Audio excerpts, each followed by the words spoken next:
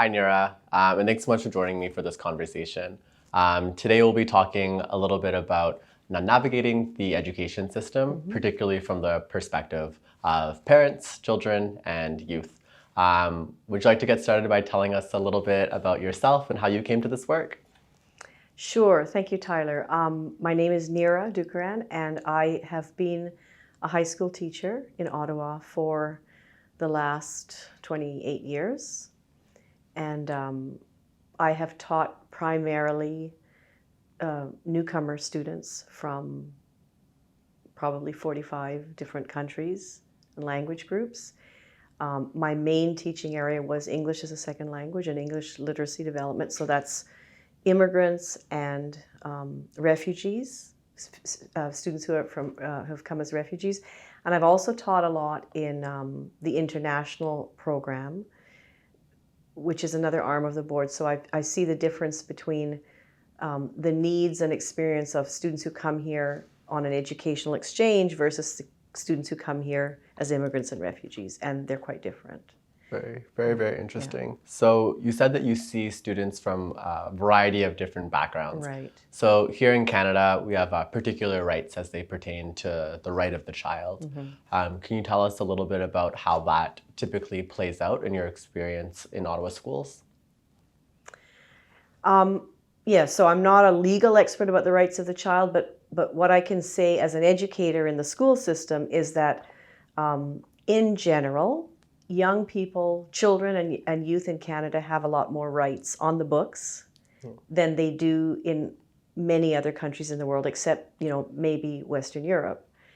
And so they both have more rights. They have more rights here on the books, and there is a more permissive parenting style.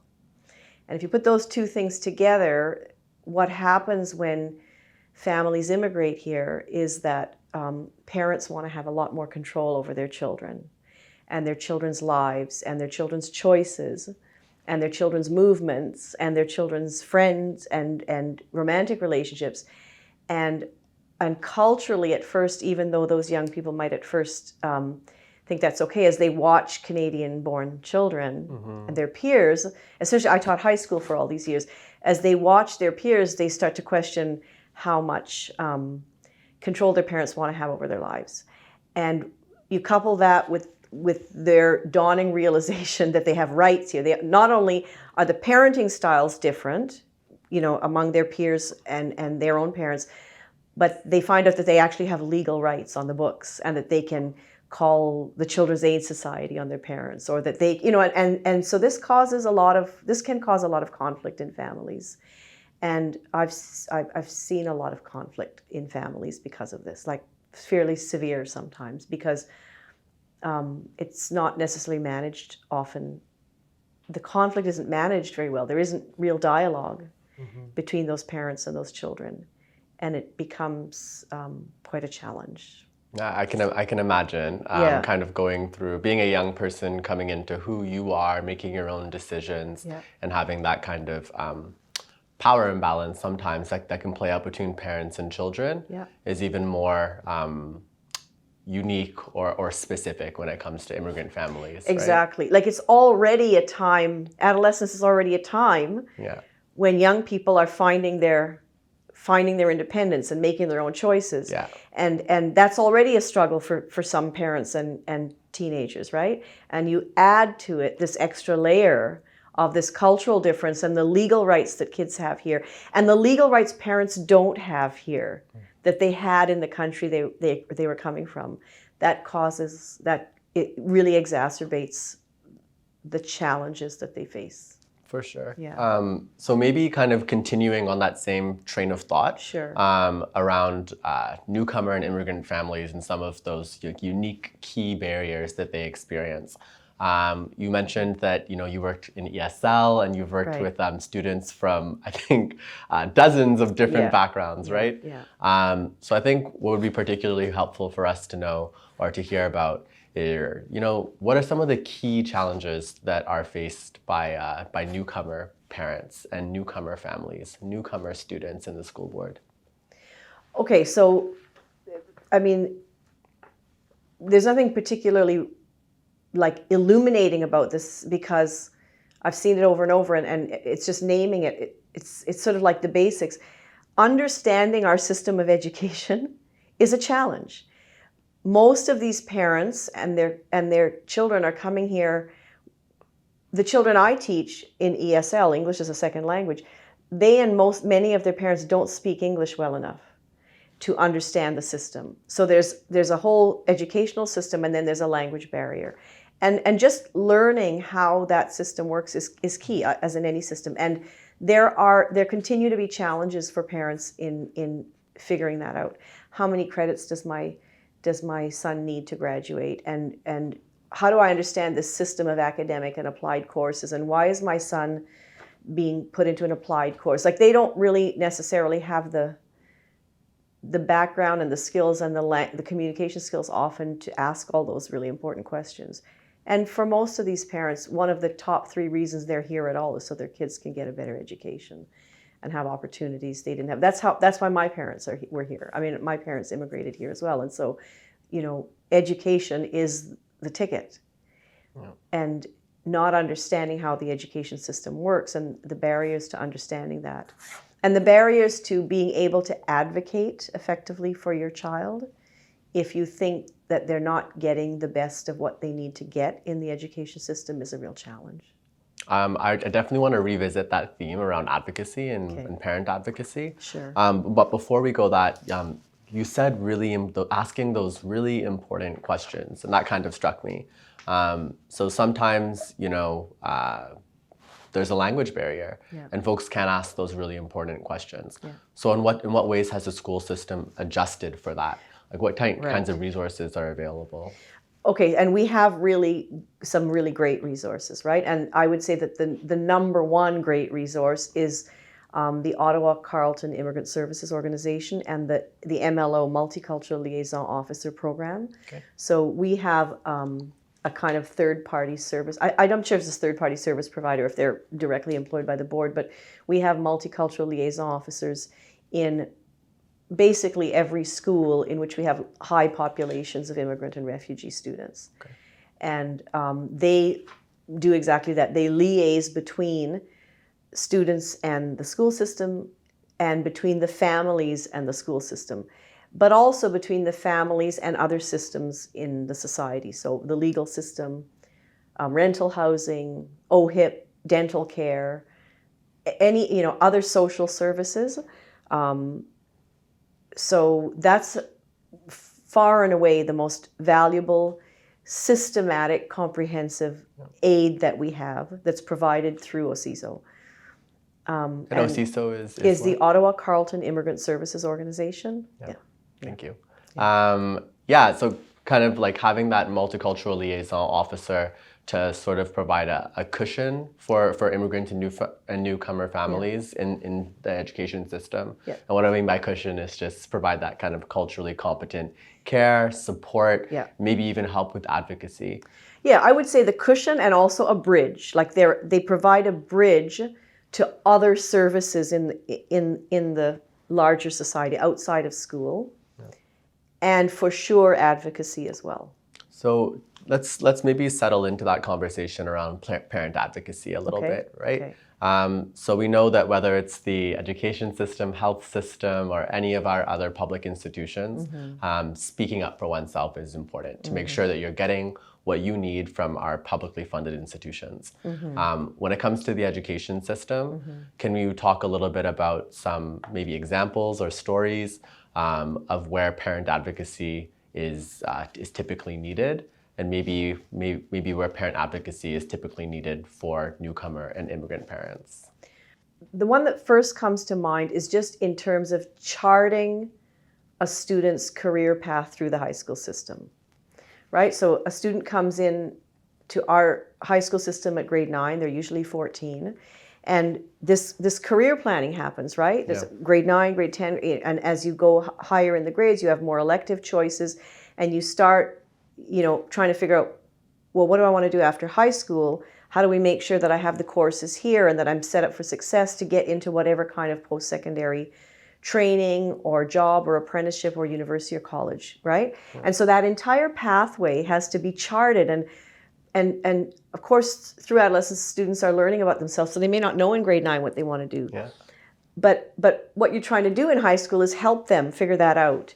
And parents are really, really key in that. And the extent to which parents understand that system and the extent to which they understand all of the assistance that's there in the schools, including guidance, right, student services and other things, and can access those services, they can help chart that pathway. And like in anything in life, the clearer your sense of the goal, the better you can make the choices that'll get you to the goal. And many of our students don't have that. And many of those parents aren't particularly well equipped to figure that out either. So it is where multicultural liaison officers for sure they help bridge that gap. So I think that brings us to, in addition to that multiculturalism liaison officer, the role of the teacher, right? Yeah. So there are a lot of different, I guess, assumptions and stereotypes that come along with being an immigrant or being being new to Canada. Yeah.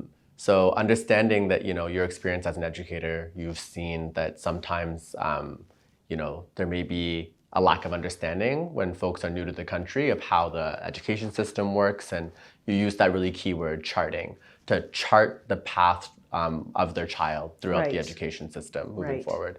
So when we talk about the role of teachers, what role do you see teachers playing when it comes to supporting a healthy pathway towards success for newcomer and immigrant students in Ottawa? Yeah, so I can say a lot about that because that's a lot of what I did, and I know that a lot of my colleagues in ESL and ELD do that, right? Yeah. So what's really different about an ESL or ELD teacher in the school system, it's like teachers of students with special needs, is that half of your job is advocacy and translating the system for students and parents. So we really are much more than classroom teachers, like ESL and ELD teachers will be constantly also doing a lot of that liaison work.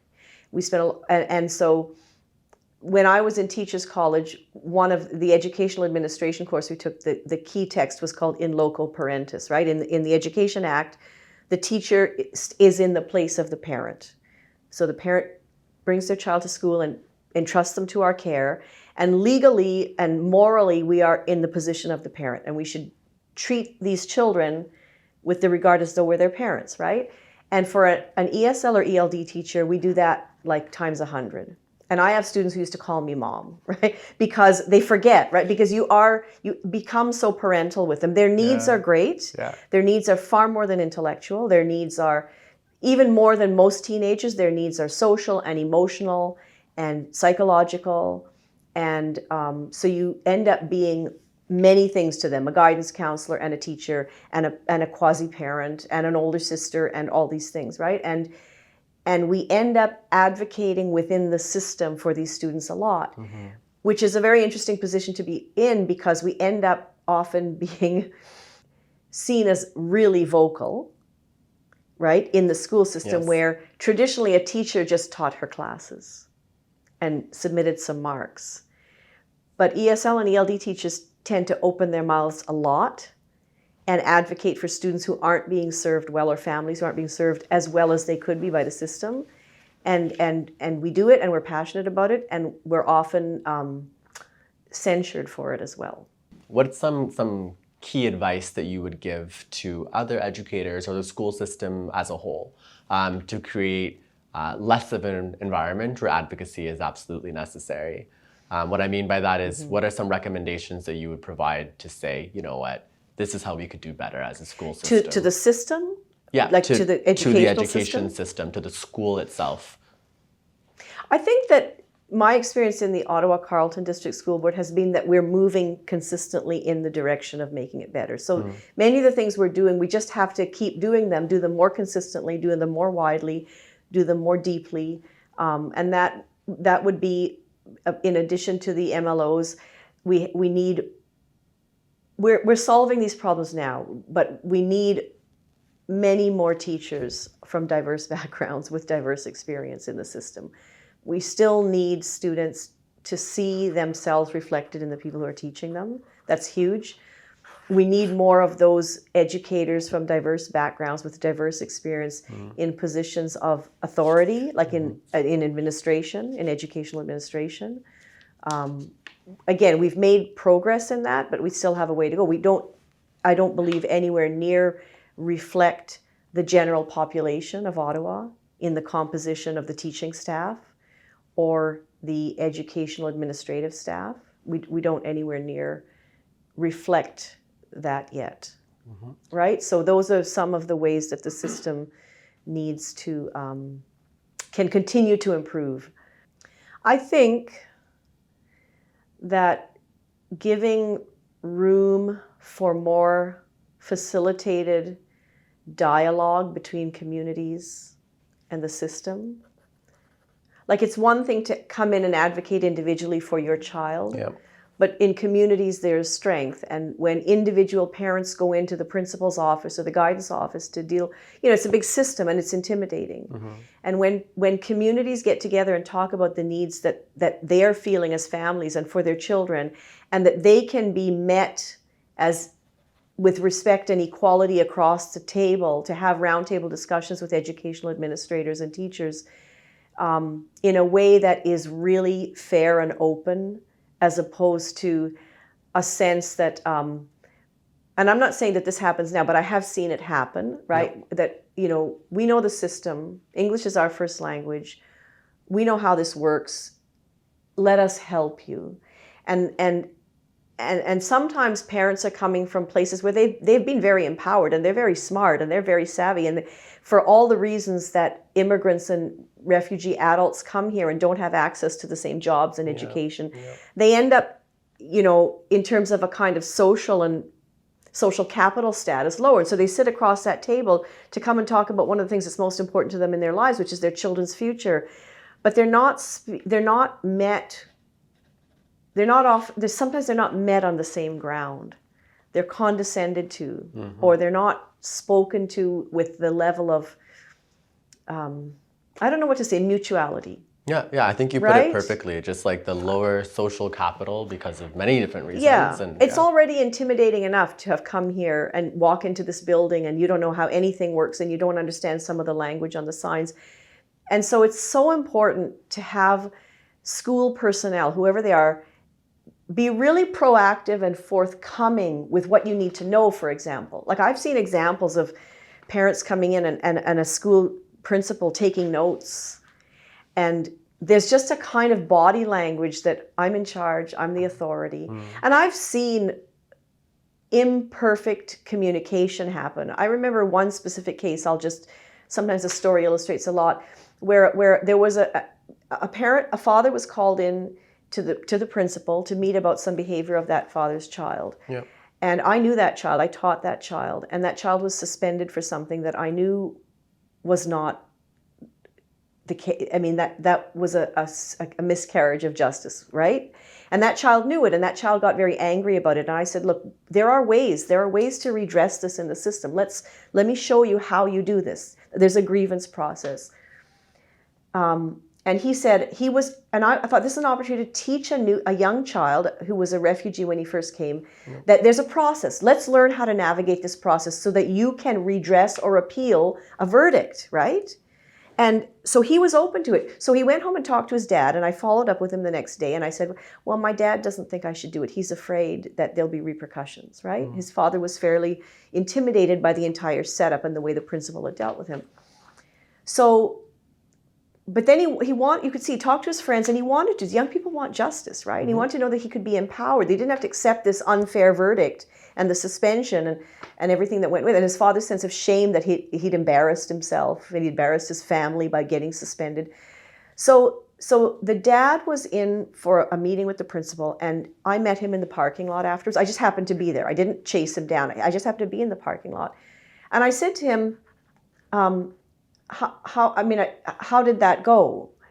And his English wasn't that good, and he was alone getting into his car. His English wasn't that good, and he said, he explained to me that, he said, well, it didn't go that well, but it's okay. I said, did you understand what the principal said? And as we had a little conversation, it was clear to me that what had happened in that meeting, from what he explained, was that the principal said, if this happens again, there'll be certain consequences. But he didn't understand any of what those consequences would be.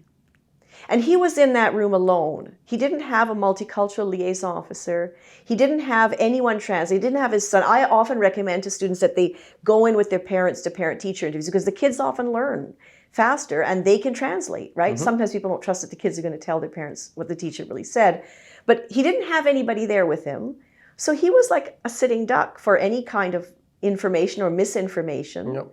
And he walked out with a completely disempowering sense of not really understanding, just a vague sense of threat that his son better shape up or he might get kicked out. And I was just really, really, really struck at the systemic injustice of the entire setup. And that happens quite a lot. Yeah. It just so happens that I happened to be in the parking lot after this parent left and was able to ask and confirm that he really didn't understand anything that had gone on. And so if you ask me, what can the system do? Well, I see that doctors will often say to a newcomer patient, feel free to bring someone to the appointment. Yeah. And if someone doesn't tell you can, you often don't. You don't know you can do it. You wouldn't think of it. You wouldn't think you needed it. Our school should be doing that. 100%. That father should have been told, feel free to bring someone who can translate for you, or we have a multicultural liaison. We can find someone who's available with your language, your first language, to sit with you at that meeting and translate. But clearly nobody made that overture, and he didn't know he could ask for it. You don't know what you don't know. And if you're a newcomer parent, there's a lot you don't know. So what the school could do is be way more proactive in letting parents know what's available, not just in general at the beginning of the year in the parent orientation, but at a moment where an incident has happened and a parent is now nervous, upset, all of those emotional things, and they need to know that that's the point where a culturally responsive administrator or educator would say, let me tell you how this process works. Let me tell you what's available to you as support as you navigate through this very, potentially frightening or nerve-wracking experience of your child running afoul of the system. Yep. And I don't see that happen often enough. I don't. It's sometimes whether it's school policy or not, it often depends on which administrator they happen to be called in to meet with.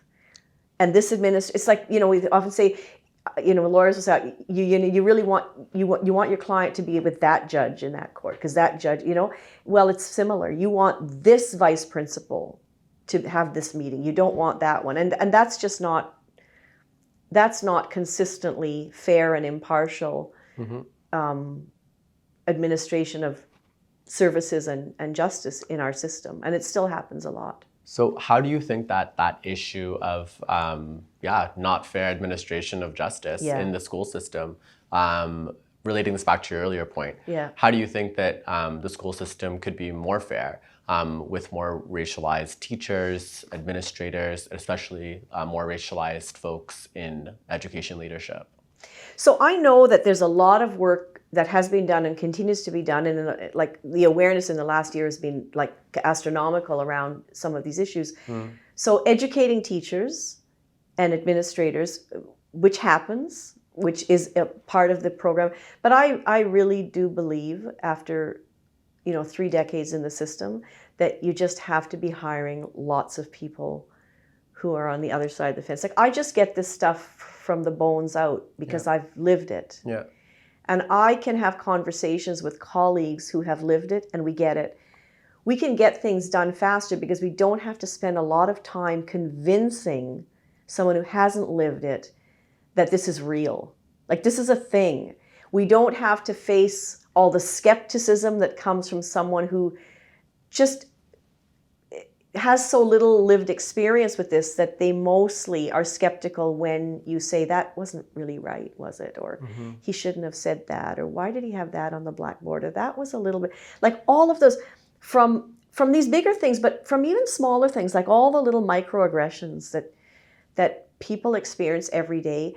It continues to be extremely difficult to have those conversations with people who don't live it. Yep. The amount of we talk about emotional labor, right? The amount of education and emotional labor that you have to do before you'll get enough credibility to get some action. The onus is still on a minority of people, whether it's educators or some administrators and students and their families. Like, it's still on that minority who are suffering the effects of these misadministrations of justice to do all this education to get to the point where someone actually believes that there's something that went awry, to get some action that maybe we should revisit this, maybe we should have a second meeting, maybe we should look at the report and see if, were these facts actually correct. Like, it just takes a long time to get to that point. And after a while, it's not effective because it takes too much work for the relatively few people who are up against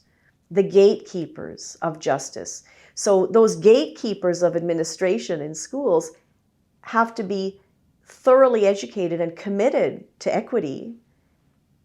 And I think that happens most effectively when you hire and promote people who live it. The people who live it. Yep. Because the lived experience and the professional training are the best combination. That's the skill set that we need now.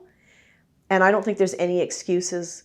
Like, there's still excuses made because there's an issue. I mean, really, it's a competitive world. And in the end, it boils down to who gets the job, who's getting the contract. And we have to look at the skill sets and the lived experience and the professional judgment and all of those things as a package. And I've seen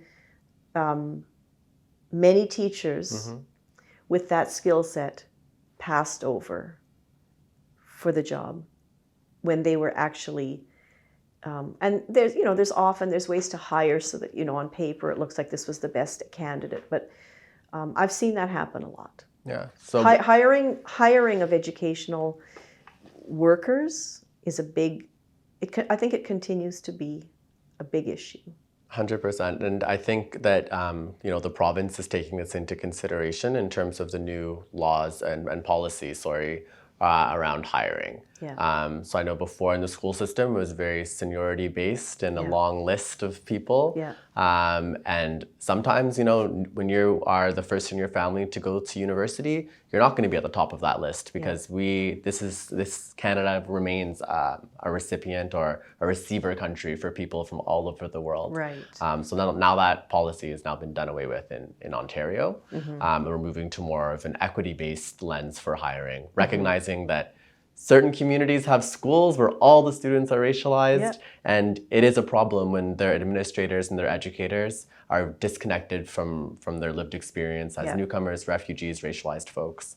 It's disastrous. Yeah. I've seen disastrous consequences with the wrong principal in a certain school. It's disastrous. I won't go into details about it, but many people watching this video will have had firsthand experience of it, and they know that it's really, really disastrous to have people in positions of power who do not have the experience and the commitment to diversity and equity. Yep. Thanks so much for that, Nira. I really wanted to end with asking you an important question that I think a lot of people are hoping to have answered. That question is, what are 3 pieces of advice that you would give to parents that are supporting their children through the education system? Those 3 key pieces of advice that you're like, hey, parents should really know this so that they can best support their child or children to exact their fullest potential in this public education system of ours.